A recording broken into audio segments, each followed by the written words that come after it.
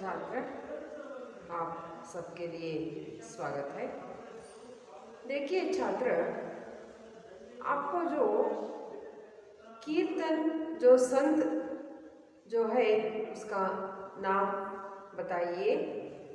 हाँ, तुलसीदास, कबीरदास, सूरदास, जो ऐसे संत जो समाज सुधारक जो कहते हैं, अपने समाज में रहने वाले मॉड्यूल को दूर कराए गए, समाज अभिवृद्धि कार्य जो किए गए संतों में से हम कबीरदास भी एक है। इसलिए देखिए छात्र, आप पढ़ाई के लिए 8वीं कक्षा के लिए कबीर के दोहे जो दोहावली को आप परिचय पाने के लिए हम सब प्रस्तुत हैं। देखिए पहले हमें कबीरदास के बारे में, उनका कबीरदास कौन है, उनके माता पिता कौन है, वे कहाँ जन्म लिए थे, इस तरह की उनके परिचय पाने के लिए आप सब तैयार हो जाइए छात्र। उसी तरह तुम्हारे पास जो किताब है वे किताब को उठाकर कबीर के दोहे जो दोहावली को निकालिए। आप में ये दोहावली को आप पढ़ती हूँ, आप ध्यानपूर्वक सुन लीजिए छात्र। देखिए कवि परिचय, हम दोहा को पढ़ने के पहले हम किसके परिचय पाएंगे? कबीरदास के परिचय हमें पाने के लिए तैयार रहे छात्र। देखिए कवि परिचय कबीरदास 1398 से 1518 कबीरदास वाणी के डिक्टेटर थे। नीरू नीमा नामक मुसलमान जुलाहा परिवार में उनका पालन पोषण हुआ। सहजता, निर्भीकता इनके काव्यों के प्रमुख गुण हैं। इनकी वाणी में समाज सुधार की भावना कूट कर भरी है। ये वे बड़े दार्शनिक कवि और दार्शनिक कवि थे। कबीर का काव्य विद्युत और हृदय का संगम है। इतनी ही नहीं, वे बड़े संत कवि थे। उन्हें जीवन नीति के धर्मगुरु भी कहा जाता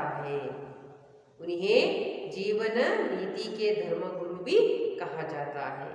कबीर की रचनाएं बीजक नाम से संकलित है, जिनके तीन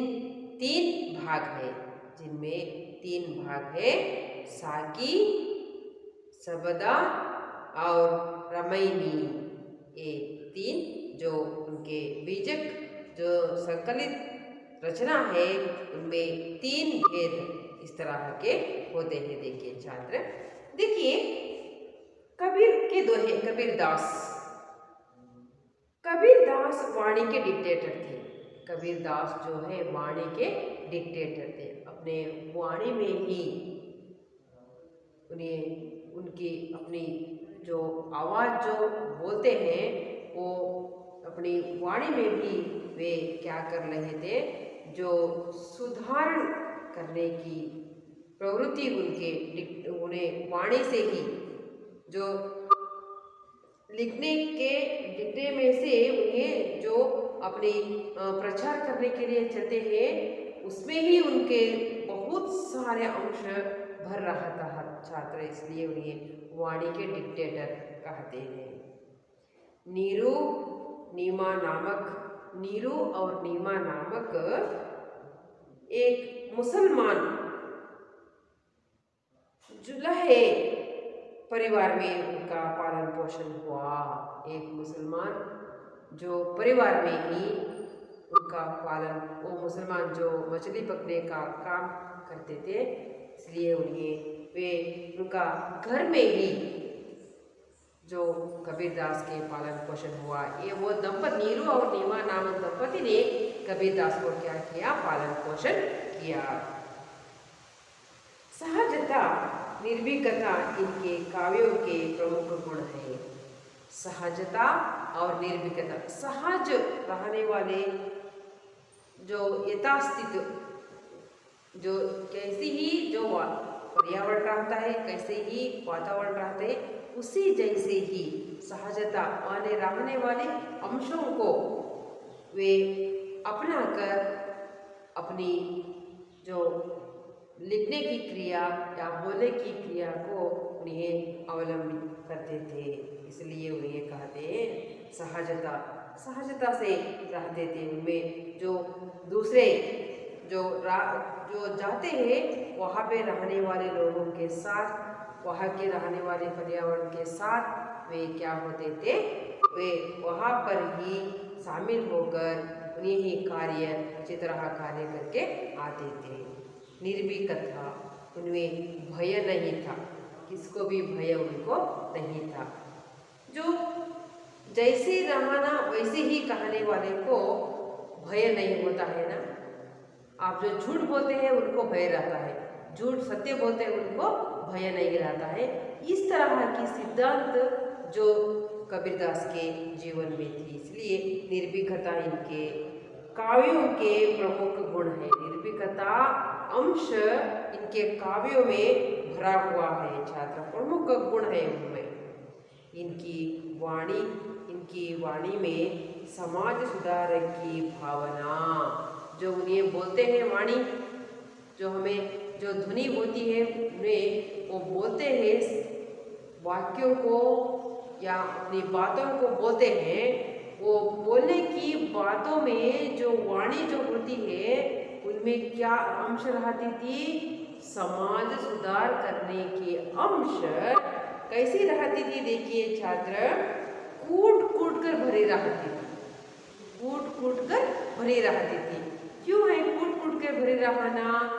जो उन्हें एक बार कहने से सुनने वाले जो लोगों के मन में स्थिर से, उन्हें मन से कभी नहीं धो सकते, ना भूल सकते।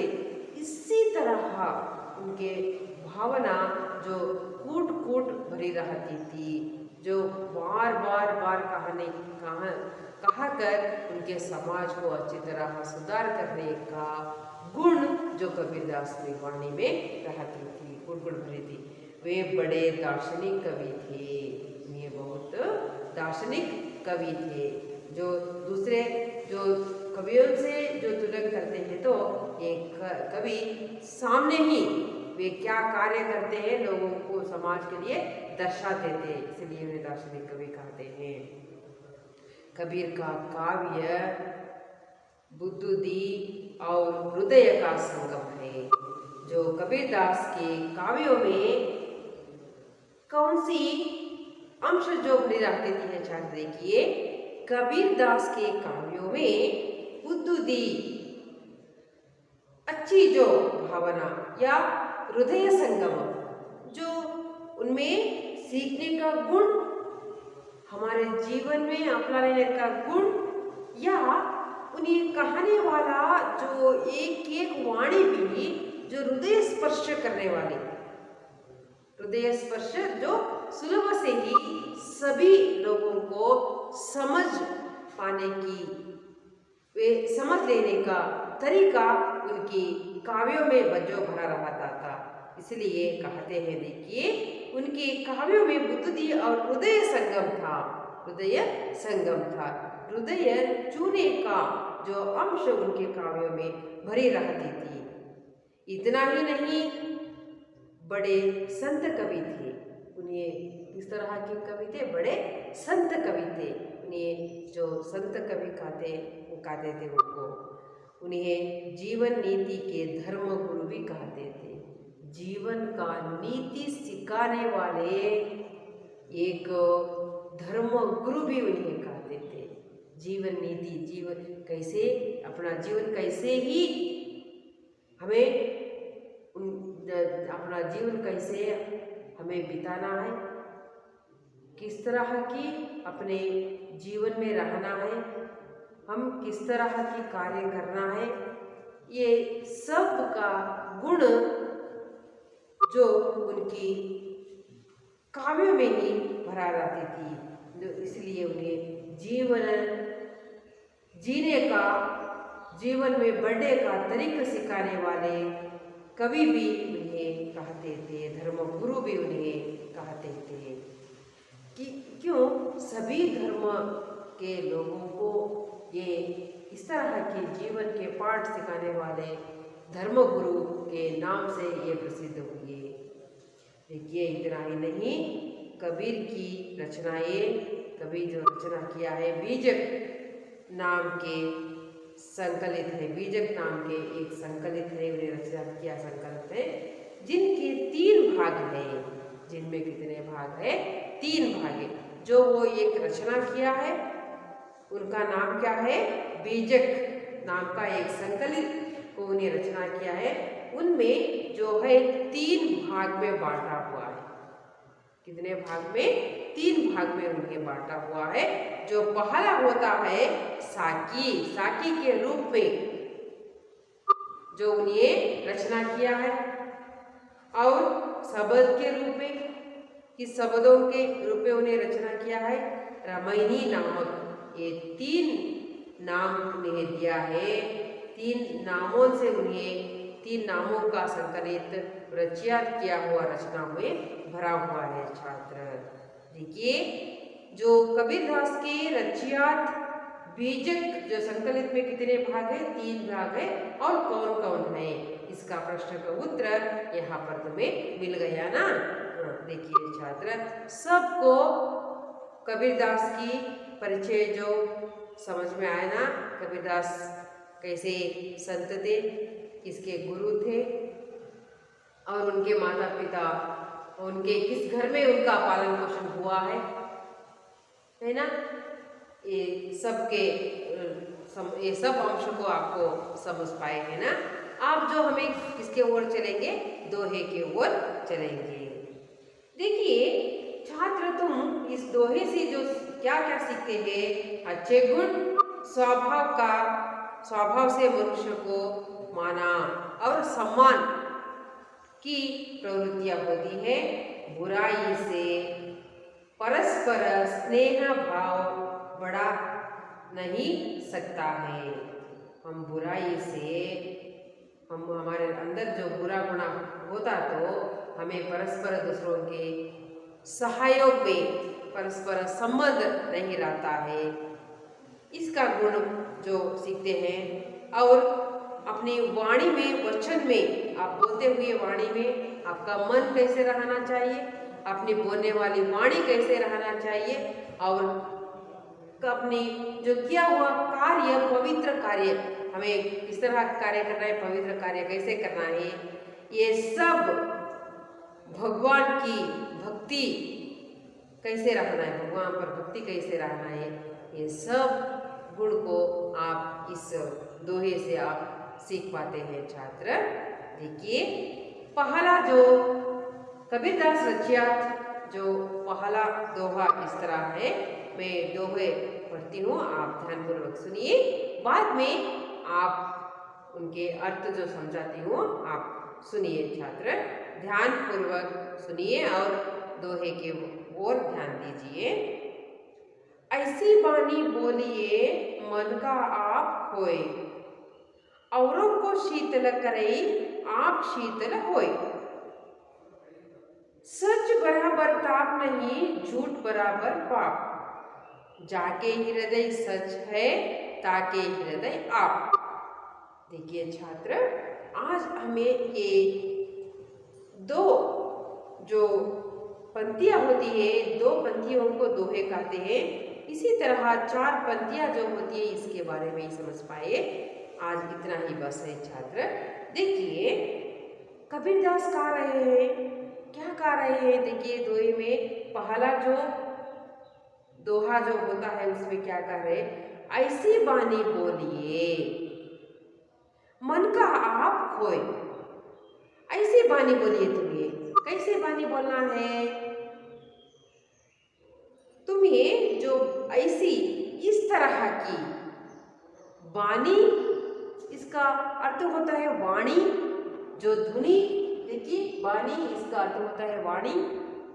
शामपट पर जो इसका अर्थ किसी शब्दों का अर्थ लिखा हुआ है, आप बाद में शामपट पर ध्यान दीजिए, बताती हूँ मैं।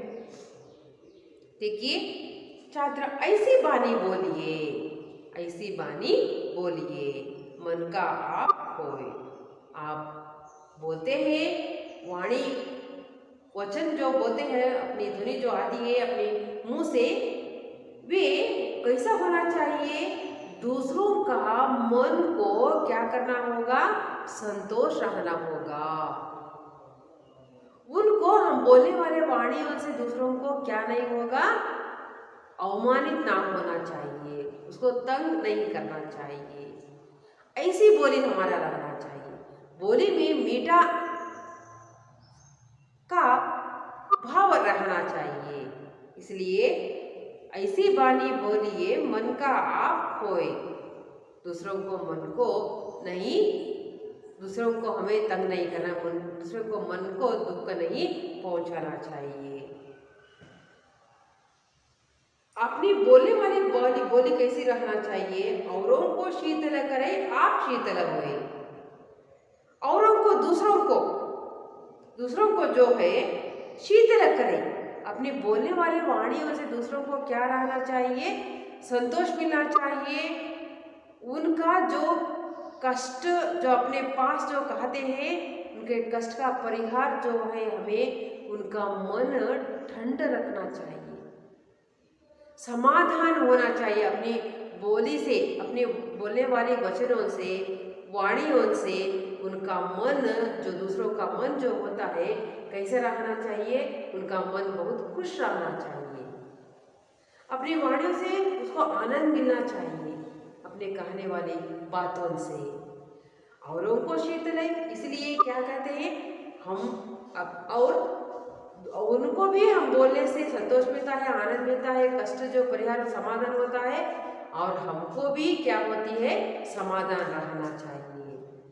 मैं उनसे क्या करना? ऐसे डांटा, इस तरह का कहकर हम भी अहंकार का भाव हमें नहीं रहना चाहिए। जो हमारे घर आकर 2-3 बात किए हैं, वो बात कितना ही मीठा सा था, कितनी अच्छी बात किए होंगे, इस तरह की हमको वो प्रशंसा करने की बात होना चाहिए ना। उसके छोड़कर हमें क्या करना? एक हमारे घर आए थे ऐसे हमारे, और एक बार हमें वो देखे तो हमसे वे मुंह फिर कर नहीं जाना चाहिए। हम जो दिखाई दे तो हमको वो बुलाने का जो मन उनको होना चाहिए। ऐसी वाणी हमें, ऐसी बोली बोलना चाहिए छात्र। देखिए कबीरदास ने आप विस्तार रूप से ही आप पहला दो इस तरह खाने चाहते, जो भावार्थ जो भाग होता है वहां पर आइए छात्र, वहां पर ध्यान दीजिए। कबीर कहते हैं कि आप ऐसी बानी बोलिए जिससे आपको अहंकार मिट जाए। जो अहंकार ऐसी बानी बोलिए, अपनी बोलियों से, अपनी बातों से जो दूसरे के मन में जो क्या है अहंकार भाव रहता है, अहंकार जो भाव रहता है वे क्या होना चाहिए? मिट जाना चाहिए। जो अहंकार से भाव से अपने साथ बातचीत करते हुए दूसरों को हमें उनका अर्थ बताना चाहिए। जो करना, जो आप जो कर रहे हैं गलत है, वो ऐसे ही नहीं करना चाहिए। आप उसके बदले में आप अहंकार भाव से आप क्या तुमसे क्या होता है? नष्ट होता है। तुमसे क्या नष्ट होता है, उससे आप कैसे दुख मिलता है, ये सब उनको बताने से वे क्या होता है? बदला होता है। वो क्या होता है? बदला होता है। उनके वो अहंकार जो भावना जो हमें उससे मिटाते तो वे क्या हो जाता है? आगे उनके मुंह से भी मीठी सी आवाज मिलती है। ऐसी हमें बोलना चाहिए। वे हमें अहंकार भाव से बोलने से भी हम उनके वापस जो अहंकार भाव से नहीं बोलना चाहिए। हम जो उनसे क्या करना चाहिए, मीठी सी वचनों से, मीठी सी बातों से उन्हें हम वापस बातचीत कराए तो वे क्या उनको भी क्या हो जाता है, अवमानित हो जाता है। मैं कितना अहंकार से बात किया पर उन्हें कितनी मीठी सी मुझे बात किया है। इस तरह जो उनकी बात, मेरी बात कैसी होती है, उनकी बात कैसी होती है, इसका बारे में सोचकर उनमें रहने वाले अहंकार को उन्हें छोड़ देता है। छात्र छोड़ देना ही चाहिए। ऐसे ही वे कहते हैं, आपकी बोलियों से दूसरों को शीतल मिले और अपना मन भी शीतल हो जाए। अपनी बोलियों से उन्हें जो शीतल हो जाए, बहुत ही उन्हें शाखा बहुत होती है उन्हें मन में। अपनी बोलियों से वे क्या हो जाए, शीतल, जो ठंड हो जाती है उनकी भावना, उन्हें अहंकार जो ठंड हो जाती, तो उन्हें आपको भी वो मेरी किया हुआ बातों से वे अपने अहंकार छोड़ दिया है। ऐसे अपन आपको भी, हमको भी क्या मिलती है, जो शीतल मिलती है, ठंड मिलती है, समाधान होता है। उनको भी उनमें रहने वाले अहंकार को मिटने से वे भी जो शीतलता और ठंडक भावना उनमें भी रहती है। छात्र इसलिए हमें बोलियों में जो होती है, बड़ों को हमें आदर से बात करना है, छोटों से बहुत प्यार से बात करना है, और हमें हमारे पास रहने वाले साथियों के साथ कैसे बात करना चाहिए।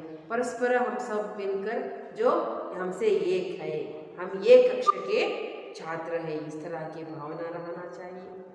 हम एक पाठशाला के छात्र हैं, इसी भावना हमने रहना, हमें भेदभाव नहीं करना चाहिए, अहंकार हमारे मन में ना रखना चाहिए। छात्र देखिए, पहला जो दोहा के बारे में आप समझ में आया ना। दूसरा जो होता है, सच बराबर ताप नहीं, झूठ बराबर पाप, जाके हृदय सच है ताके हृदय आप। जो कहते हैं, देखिए कबीरदास ने, सत्य बोलने से जो हमें जो निरंतर हमारे जीवन में, हमारे जिंदगी में जो होता है, हम सत्य बोलने की जो प्रवृत्तियां हमें हमारे जीवन में लागू करते ही हम बढ़ते जाए तो छात्र, उससे सी बदलाव ताप नहीं, ताप का अर्थ हुआ तपस्या। जो हमें बहुत सारे पाप करके भगवान की तपस्या करने के लिए जाते हैं, तो वो सच्ची तपस्या नहीं होती है। देखिए, हमें हमारा जिंदगी में, हमारा जीवन में जो होती है, हम बोलने वाली जो बोलियां सभी सत्य होना चाहिए, सच बोलना चाहिए। तो उसके हम सत्य बोलते जाए तो हम एक बड़ा तपस्वी बनते हैं। ये सब छोड़कर हमें ना करने वाला काम करके, हमें बहुत सारे कर्म करके हमें तपस्या करने के लिए, हमारे पश्चाताप से हमें तपस्या करने के लिए नहीं जाना चाहिए। छात्र हमें हमारे जीवन में भी हम चलते चलते ही क्या करना चाहिए, हमें सत्य बोलते ही जाना चाहिए। सत्य बोलते ही जाए तो उसके बदले में दूसरा तपस्या नहीं है, तपस्या करने की जरूरत हमें नहीं है। हमें तपस्वी ही बन जाते हैं ना सत्य बोलने से।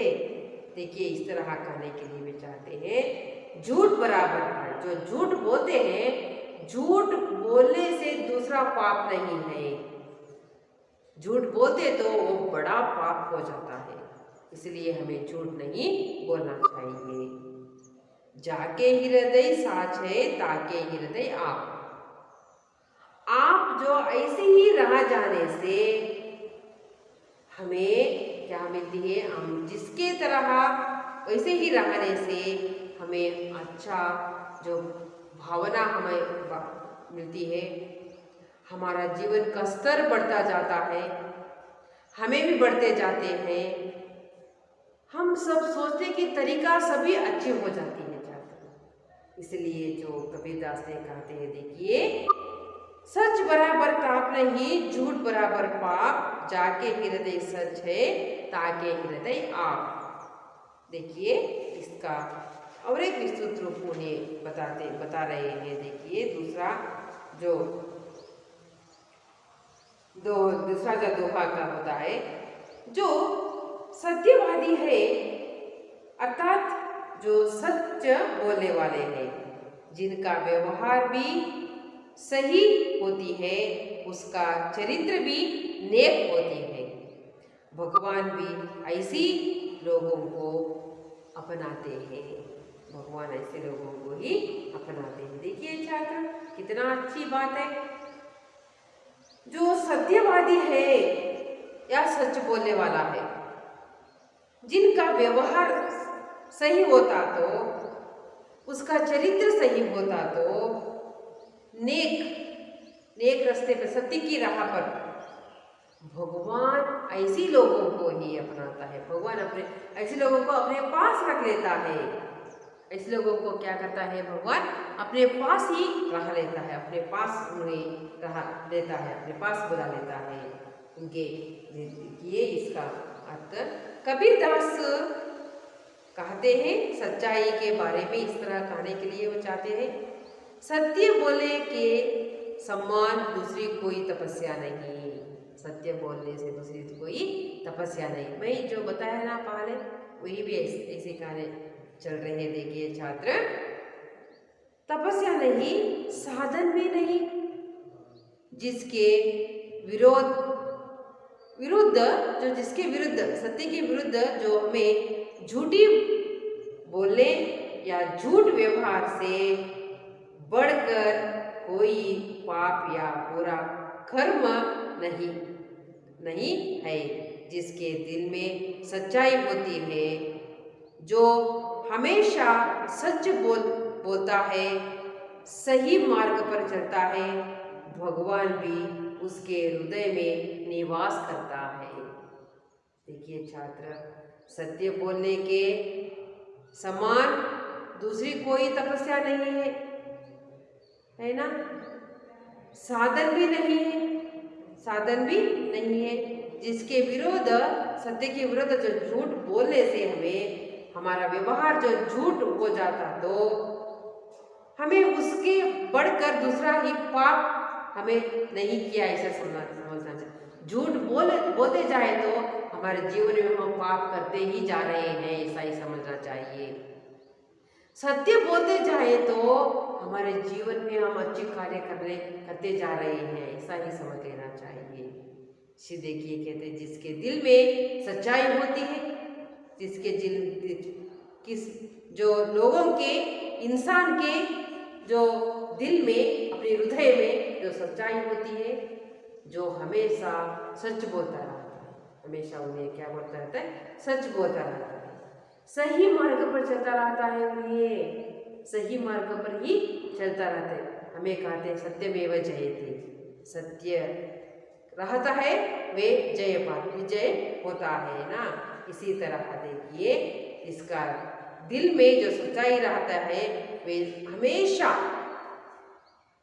वे क्या करता है, सच बोलता ही रहता है, वही मार्ग पर, सत्य के मार्ग पर ही वे चलता रहता है। देखिए भगवान भी उसके हृदय में निवास करता है। छात्र देखिए कितनी अच्छी बात है, भगवान जो उसके हृदय में निवास करता है, जो भगवान उसके हृदय में जो निवास करता है, तो हमें मालूम हो जाता है कि उनकी वाणी कितना सत्यवान होती है ना। देखिए कहने का तात्पर्य है, भगवान को भी सत्यवादी ही प्रिय होता है। भगवान जो सत्य कौन बोलता है, वे भी प्रिय होता है। जो उनके आने वाले कष्ट को, हम सत्यवान होते हैं, सत्य के मार्ग पर चलते हैं, तो छात्र भगवान हमें सदा हमेशा हमको रक्षा करता है, हमके नेके रास्ते दिखाता है भगवान। इसलिए हमें भगवान पर भरोसा रख के हमें सत्य के राह पर चलना चाहिए। छात्र आप कितनी अच्छी बात, आप ऐसे चले तो आपके जो छात्र की जीवन में आप ऊंचे ऊंचे स्तर पर बढ़ते जाते हैं छात्र। आप भी पढ़ाई में लिखाई में बढ़ते जाते हैं छात्र। आप जो बोलने वाली बोलियां सत्य होना चाहिए, हम चलने वाला जो रास्ता मार्ग जो सत्य रहना चाहिए छात्र। अब दो दोहा जो आपको अच्छी तरह समझ में आए ना, आप घर जाकर और पढ़िए, 2 बार लिखिए तो और भी अच्छी तरह समझ में आ जाता है छात्र। आप अच्छी तरह बैठकर पाठ सुने हैं, इसलिए मेरी तरफ से धन्यवाद।